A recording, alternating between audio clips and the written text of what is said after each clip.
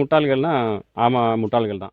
நீ யார் இதை சொல்கிறதுக்கு உனக்கு என்ன தெரியும் அப்படின்னு என்ன கேட்டீங்க அப்படின்னா நான் வந்து எனக்கு தெரிஞ்ச ஒரு 6-7 தலைமுறையாக வந்து விவசாயம் பண்ணுறேன். ஒரு சாதாரண விவசாய குடும்பத்தில் தான் நானும் பிறந்தவன். நடவு பண்ணுறோம் அப்படின்னா நமக்கு விளையுமா அப்படின்னு வந்து உறுதியாக நமக்கு தெரியுமா? நல்ல விலைக்கு விற்க முடியுதா? நல்ல பயன்படுத்தி நீங்கள் ஈழெல்லாம் இம்ப்ரூவ் பண்ணி உணவு பற்றாக்குறையெல்லாம் முடிச்சதுக்கு அப்புறம் எத்தனை விவசாயிகளோட வாழ்வாதாரம் உயர்ந்திருக்கு? நம்மளோட 3-4 மாதங்கள் உழைப்பையும் போட்டதுக்கப்புறம் அதில் வந்து விளையில இல்லை விளைஞ்ச விலை கிடைக்கல அப்படிங்கிற மாதிரியான சிந்தனைகள் ஏன் இருக்கணும்? நம்ம அனைவருக்கும் வணக்கம். கோயம்புத்தூர் மாவட்டம் மாதம்பட்டியிலேருந்து விஜயன் பேசுகிறேன். என்னடா வந்து இவ்வளோ ஒரு புனிதமான விவசாயம் பண்ணுற மக்களை வந்து முட்டாள் விவசாயிகள்னு சொல்கிறேன் அப்படின்னு நினைக்கிறீங்களா? இது நம்மளோட ஃபர்ஸ்ட் வீடியோ. ஸோ இதில் நம்ம என்ன நினச்சோம் அப்படின்னா வந்து ரொம்ப பேசிக்காக அடிப்படையிலேருந்து விவசாயத்தை நம்ம புரிதலுக்கு எடுத்து போகலாம் அப்படின்னு சொல்லி ஒரு யோசனையில் நம்ம இது பண்ண போகிற ஃபர்ஸ்ட் வீடியோ. ஸோ இதில் வந்து விவசாயி முட்டாள்கள்னா ஆமாம் முட்டாள்கள் தான். ஏன் அப்படின்னா வந்து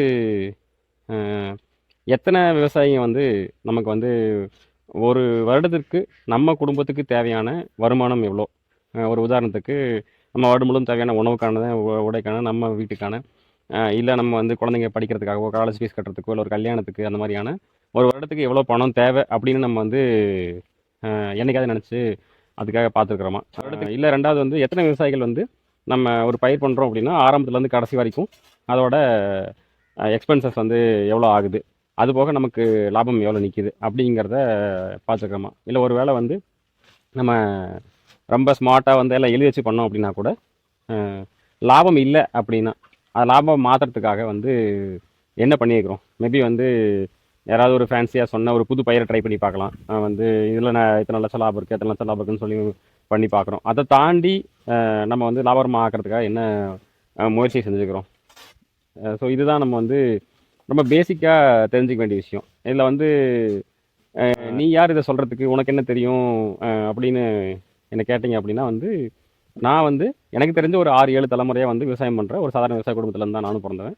ஸோ எனக்கு நினைவு தெரிஞ்ச நாள்லேருந்து தாத்தா காலத்துலேருந்து எல்லா வகையான விவசாய வேலைகளுக்கும் நம்ம வந்து ஈடுபட்டிருக்கோம். அதே நேரத்தில் வந்து ஸ்கூல் போகிற நேரத்துலேருந்து காலையில் எழுந்திரிச்சு ஆடு மாட்டுகளோட சாணி எடுத்து போட்டுட்டு அதுக்கப்புறம் வந்து அதுக்கு தேவையான கூழ் காய வச்சோ இல்லை வந்து பருத்தி கொட்டையை ஆட்டி வச்சுட்டோ அதுக்கப்புறம் நம்ம வந்து குளிச்சு முடிச்சு ஹோம்ஒர்க் பண்ணி ஸ்கூலுக்கு போன காலத்தில் இருந்து தாத்தாவோட காலத்துலேருந்து அப்போட காலத்து வரைக்கும் எருதுகள் வச்சுருந்து எருது பூட்டி மழையாக ஆரம்பித்த உடனே முதல் உழவாக வந்து பார்த்திங்கன்னா வந்து அடிப்படை உழவு ஓட்டுவாங்க.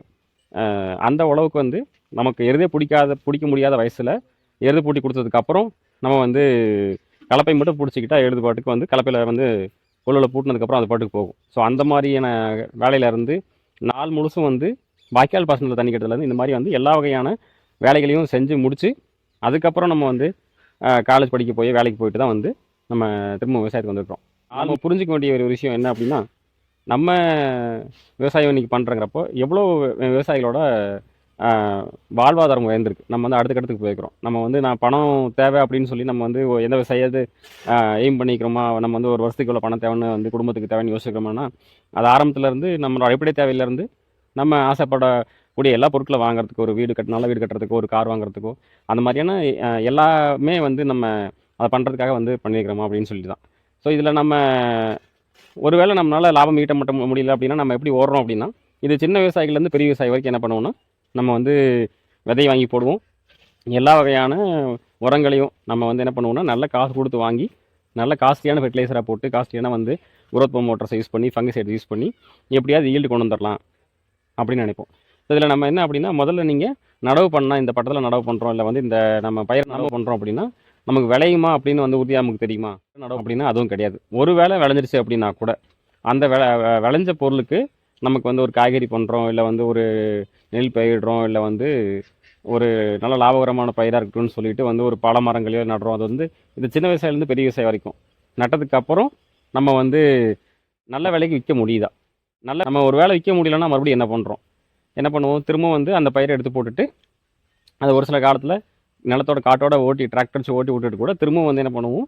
உடனே வாங்கியாது அடுத்த பயிருக்கு போயிடுவோம். ஸோ இதில் வந்து நம்ம அடிப்படையாக யோசிக்க வேண்டிய விஷயம் வந்து விதைகள் நம்ம வந்து ஆரம்பிச்சதுலேருந்து நம்ம போடுற உரங்கள்லேருந்து நம்ம பயன்படுத்துகிற ஃபங்கிசைட்ஸ் குரோத் ப்ரோமோட்டர்ஸ்லேருந்து இது எல்லாம் வந்து நம்மளோட முன்னோர்கள் வந்து பயன்படுத்துறதுக்கு அத்தியாவசியமாக இருந்துச்சா?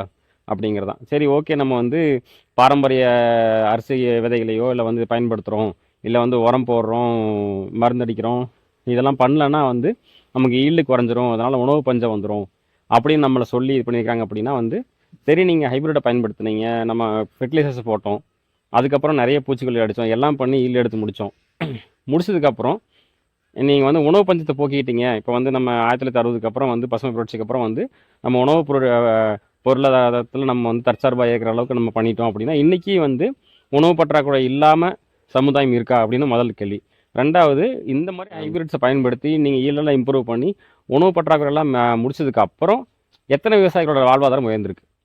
நடவு பண்ணுற பொருள் வந்து விளையிறப்போ நம்ம விலை கிடைக்கலன்னா நம்ம என்ன பண்ண முடியும்? ஒரு ஏக்கரில் ஒரு எக்ஸாம்பிளுக்கு ஒரு நெல்லோ ஒரு காய்கறியை போடுறோம், ஒரு உதாரணத்துக்கு ஒரு ஏக்கருக்கு வந்து ஒரு 50,000 செலவாகுது அப்படின்னா அந்த 4 மாதம் முடிச்சு அறுவடை முடிச்சு பார்க்குறங்கிறப்போ வந்து நமக்கு எவ்வளோ லாபம் வந்திருக்கும் அப்படின்னு நம்மளால் கணிக்க முடியாது. அப்படிங்கிறப்போ நம்ம விவசாயம் பண்ணுறதுக்கும் லாட்ரி வாங்கி வைக்கிறதுக்கும் என்ன வித்தியாசம்?